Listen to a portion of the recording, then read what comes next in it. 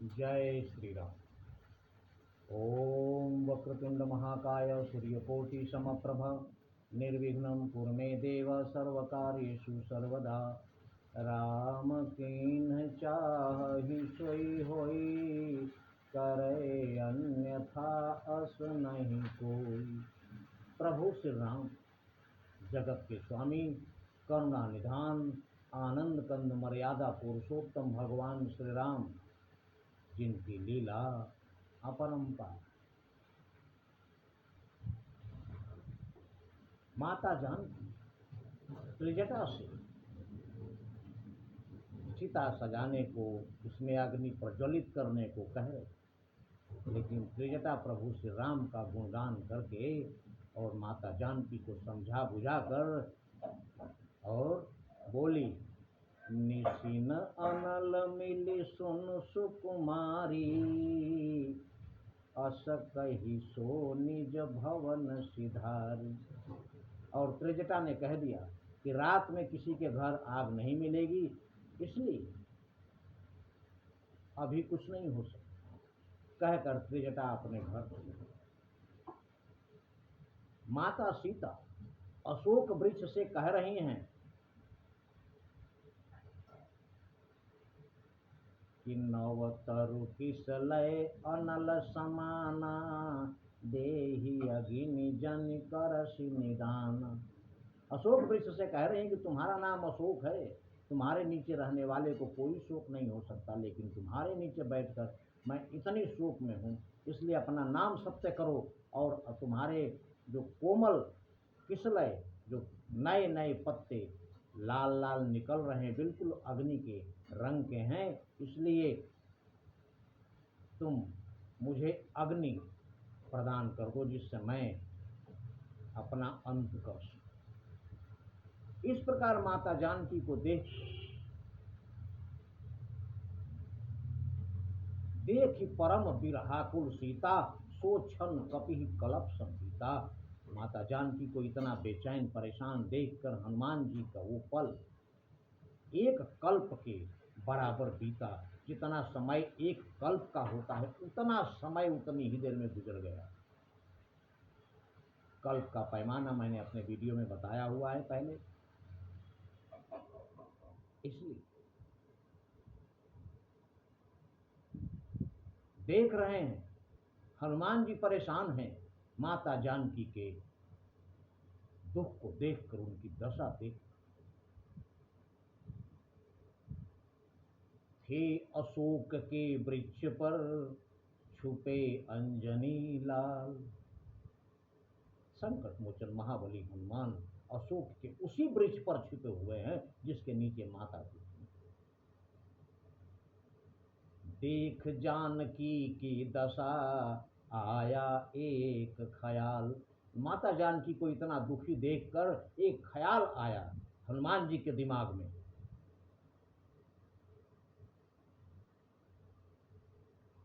इसके बाद माता जानकी प्रभु श्री राम के नाम का गुणगान हनुमान जी करने लगे। जय हो श्री राम राम राम, सियावर राम राम राम। अयोध्या नाथ सीता नाथ, जग के नाथ जन के नाथ, सबके हैं श्री राम। श्री राम राम राम, सियावर राम राम राम। माता मन की घबराहट छोड़ो, लो राघवेंद्र का नाम। बानर सेना सहित यहाँ अब आते हैं श्री राम। जय हो श्री राम राम राम, सियावर राम राम राम। किष्किंधा में कपिपति द्वारा सब ठीक हो गया काम। मैं राम दूत सुधि लेने आया, हो स्वीकार प्रणाम। जय हो श्री राम राम राम, सियावर राम राम राम। माता जानकी ये धुन सुनकर, ये आवाज सुनकर गदगद हो गई, प्रसन्न हो गई। लंका में प्रभु श्री राम के नाम का गुणगान करने वाला कौन?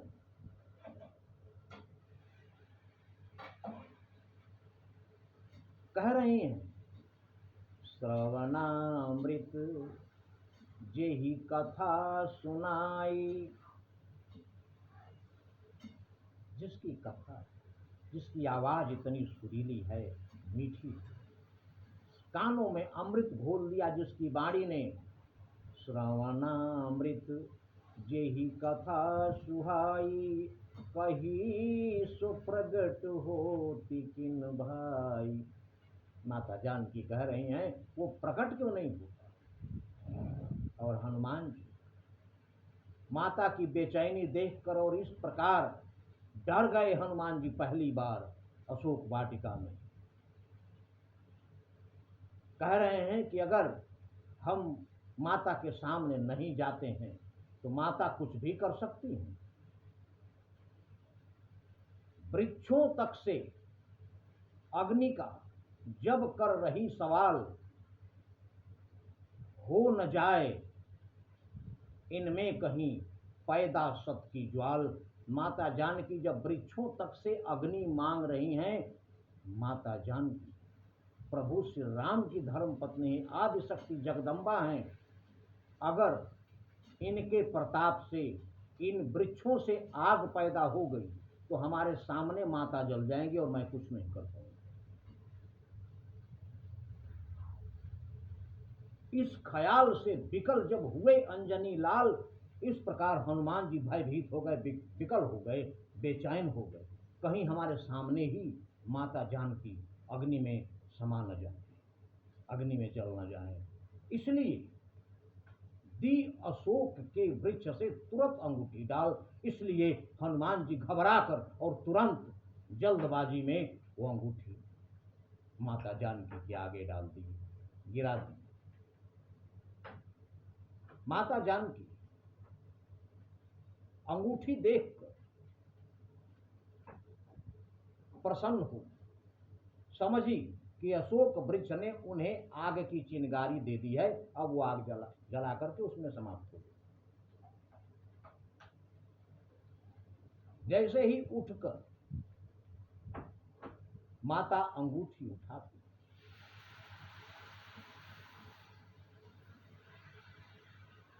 अंगूठी देख माता जानकी बहुत प्रसन्न भी हैं।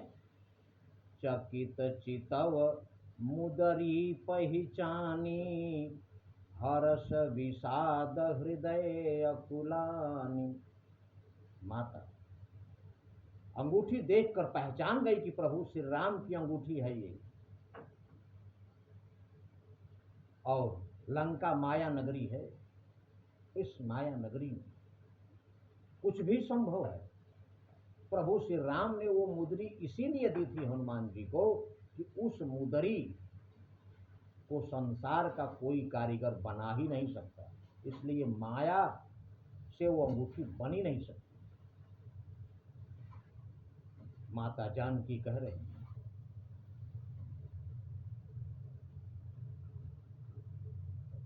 कि जीति को सकई अजय रघुराई, माया ते असी रचि नहीं जाई। माता जानकी कह रही हैं कि प्रभु श्री राम अजय हैं, उन्हें कोई जीत तो सकता ही नहीं, वो किसी से हार नहीं सकते। और जब तक कोई किसी से हारेगा नहीं, उसकी चीज किसी और के पास कैसे आएगी? इसलिए भगवान श्री राम की अंगूठी लंका में पहुंची कैसे? उन्हें कोई जीत तो सकता नहीं, और माया का कोई भी असर इस अंगूठी पर नहीं हो सकता। ये अंगूठी माया से बना ही नहीं जा सकती। संसार का कोई भी कारीगर इसे बना नहीं सकता। फिर अंगूठी को लेकर माता जानकी बहुत दुखी भी हैं और उस अंगूठी से कह रहे हैं। ध्यान से सुनने योग्य बात है। माता जानकी उस अंगूठी से कह रहे हैं, श्रीपुर में वन मध्य हो तू मग करी यनी। ऐ अंगूठी, तुम हमारे पास आकर पुरुष वर्ग का नारी वर्ग पर से विश्वास खत्म कर दिया। तुम्हें हमारे पास नहीं आना चाहिए था। श्रीपुर में माता लक्ष्मी नारी हैं। उन्होंने भगवान श्री राम का साथ अयोध्या में ही छोड़ दिया था। श्रीपुर में वन मध्य हो और वन में आकर मैंने भी उनका साथ छोड़ दिया। मैं भी यहाँ आ गई। तू मग करी अनीत, और रास्ते में तू भी उनका साथ छोड़कर हमारे पास आ। कह मुदरी अब तियन की वो करी है प्रतीत। माता जानकी कह रही हैं कि प्रभु श्री राम को 3 नारियों ने धोखा दिया। माता लक्ष्मी ने, मैंने और तुमने, 3 नारियों ने उनके मुश्किल हालत में धोखा दिया। तो कह मुदरी अब तियन की, ऐ मुदरी तुम बताओ अब औरतों की को करी है प्रतीत। कौन भरोसा करेगा औरतों पर? मुदरी मुदरी कहत हैं मौन होत सुनि नाम। माता जानकी मुदरी मुदरी उसको बार बार संबोधित कर रही हैं, लेकिन मुदरी कुछ बोल नहीं रही है। कारण ये है कि मुदरी का प्रमोशन हो चुका है। मुदरी मुदरी नहीं रही, वो कुछ और बन चुकी है। और जब वो कुछ और बन चुकी है तो मुदरी कहने पर क्यों बोलेगी? तो मुदरी मुदरी कहत हैं मौन होत सुनि नाम। कंगन की पदवी दई मुदरी या कह राम। प्रभु श्री राम माता जानकी के वियोग में इतने दुबले हो गए हैं कि जो मुदरी अंगुली में आती थी वो आज कलाई में आती है। मुदरी कंगन बन चुकी है, कलाई में आ जाती है। इतने प्रभु श्री राम दुखी हैं माता जानकी के वियोग में। इसलिए जब मुदरी कंगन बन चुकी है तो मुदरी कहने पर क्यों बोली?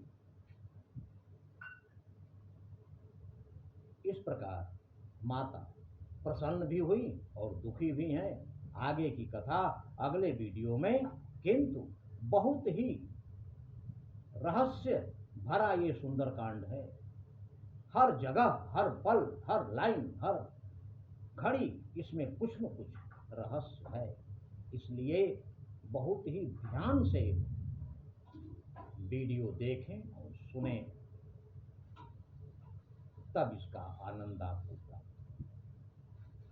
लेकिन सब लीला तो प्रभु श्री राम की है, इसलिए उन्हें हमेशा याद रखें। क्योंकि नहीं कलि कर्म न भगति विवेको, राम नाम अवलंबन एको। जय श्री राम।